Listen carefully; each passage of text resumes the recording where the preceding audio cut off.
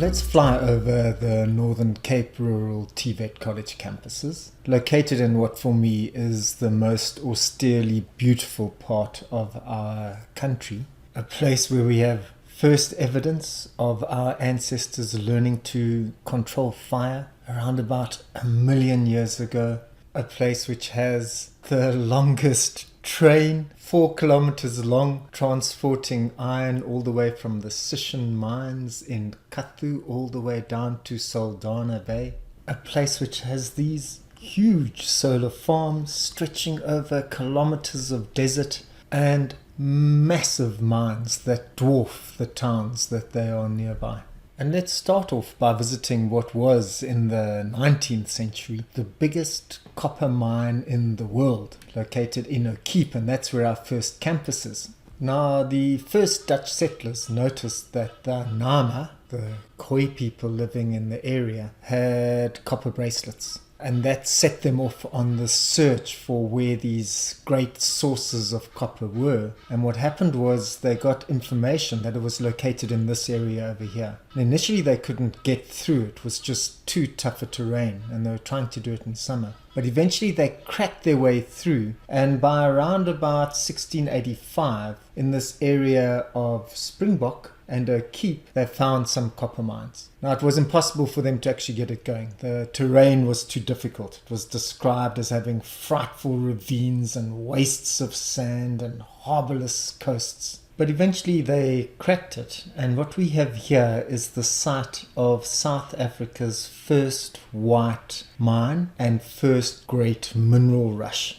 long before the diamonds and the gold were discovered. So it's quite fitting that our first campus, the Namaqualand campus, is located over here. And it's a fantastic campus. It's newly built. It's got nice hostels for around about 100 students. You can do all sorts of trades here. Electrician, boilermaker, fitter, turner, welder, diesel mechanic. It's got a trade test center. It's got adequate staff, around about 27 lecturing staff. It takes about 580 students. So as TVET college campuses go, this is an impressive campus located in what is very austere conditions, as you can see as we pull out. And I'd like to pull out over the old historical copper mine, which you will see below you to the left. And now we're going to fly over Namaqualand towards the Uppington campus. So we're flying in a generally easterly direction across the northern parts of South Africa. And in this area is the Black Mountain Complex. Now, it's a mine which has zinc, nickel, lead, copper, cobalt, all those fourth industrial revolution metals we need to make our smartphones and our computers. Now, Vedanta Zinc has basically set up a partnership with the Northern Cape Rural TVET campus in O'Keepe, and basically it's an 8 million rand training project. And the idea is that community members in this area can do courses in engineering, early childhood development. They can do professional cooking, welding, scaffolding, computer training. They're not doing it at O'Keepe, by the way. They're doing it in Pofada, which is just down the road at a school called Busman Land Hoërskool. So let's carry on in a northern easterly direction towards Uppington. You'll see the Orange River slowly snaking towards Uppington in the distance. But then what you'll notice is these massive solar plants. We are talking around about 20 square kilometers. Now, this is generating a substantial amount of electricity for the whole of the Northern Cape. And please, when you watch some of the other videos, especially those ones around in Mpumalanga, contrast what this looks like in comparison to the coal mines around the Witbank area. And when you see the pollution and the destruction around the Witbank area with the dirtiest air in the world, and contrast it to these newer technologies which are working with the sun, there's a recognition that we have to move forward into these new ways of working with energy rather than the old fossil fuel technologies. Now, we've been flying over the Namaqualand area, slowly but surely tracking a northeasterly direction, and what you're going to see is we're picking up on the Orange River around the Ugrabi's falls, and I just want to travel along the river for a while so you get a sense of the enormous commercial agricultural projects going on as we travel towards Uppington. And you will see that the Orange River's basically got these irrigation channels allowing these wine farms and other fruit farms to grow, enabling a big wine industry,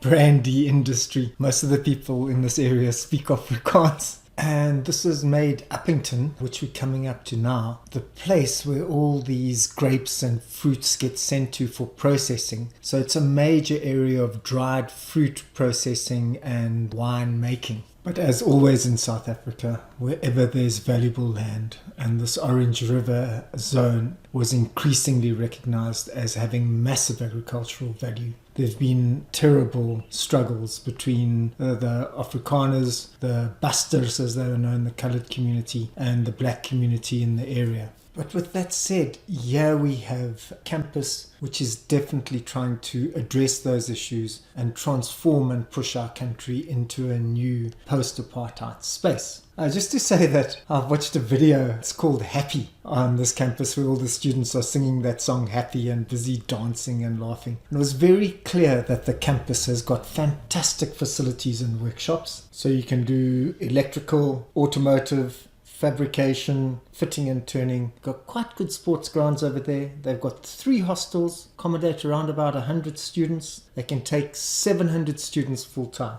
And they also offer a whole bunch of the business studies programs. So you can do public management, HR management, management assistant, financial management, business management, tourism, and so on. So a functioning TVET college for the community. And to say that the Uppington area has also been identified as a growth zone, a special economic zone to focus on renewable energy, production of renewable resources, to exploit and take advantage of the huge amounts of sunlight in the area. And to demonstrate this, let's visit my favorite solar plant in this whole area. It's called the Key Solar One plant. And if you look carefully, you'll see that those are all mirrors. And what they're doing is they're focusing heat to a central tower, which is around about 200 meters high. And then what happens is that's got a boiler. And that creates the energy needed to start to transform the heat or the thermal energy into electricity. And it is these new kinds of technologies that we have to think about introducing our students to, so they start to imagine what the future world of work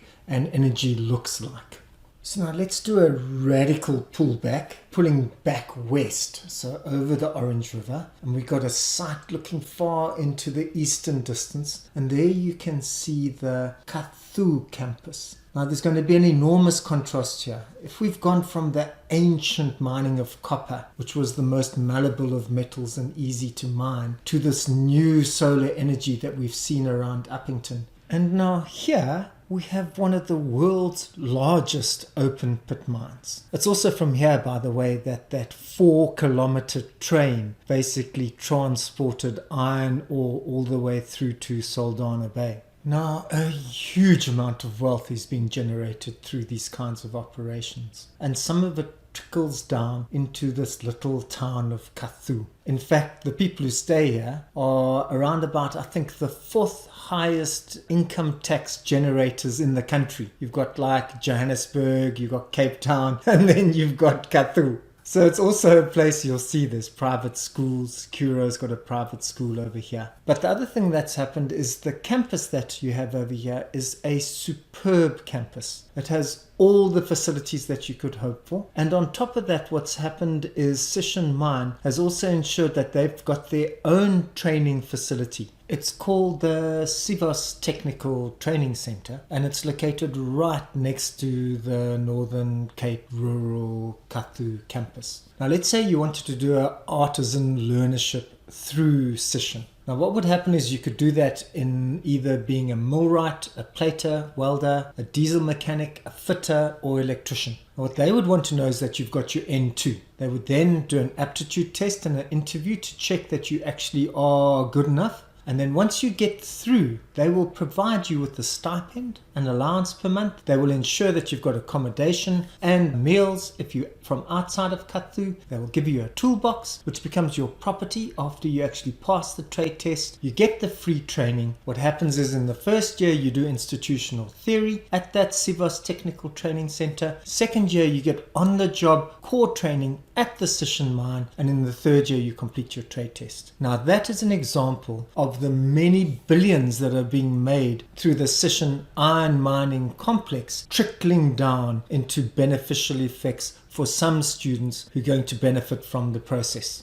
And as we pull out of Kathu with its private schools, people earning a fortune in salaries, excellent apprenticeships, and we see that red welt inflicted across the earth extracting iron, we have to start to think about the complexities of what it is to do technical and vocational education in South Africa. Now, we're still keeping in an easterly direction. We're now flying through to the Kuraman Campus. And this is the smallest campus. It used to just be a kind of like a part-time center where they did some computer studies to help out people in the area. And it's slowly but surely grown. But really it's in very cramped and small facilities in the middle of town on a busy road. And when the parliamentary group went and visited this campus, they really were worried and upset about the fact that it's really difficult teaching conditions. But don't let the small tvet campus fool you in terms of the importance of Kuraman in terms of technical and vocational education. Because what you have there, and I've marked it for you, is Robert Moffat's mission station. Now, he was an astonishing missionary figure. I don't like missionary figures in general, but I have enormous respect for this man. He translated the Bible into Setswana and also Pilgrim's Progress, by the way. But more importantly than that, he basically introduced a lot of the locals into more modern types of agriculture, of farming. He certainly developed skills in blacksmithing, in building, carpentry,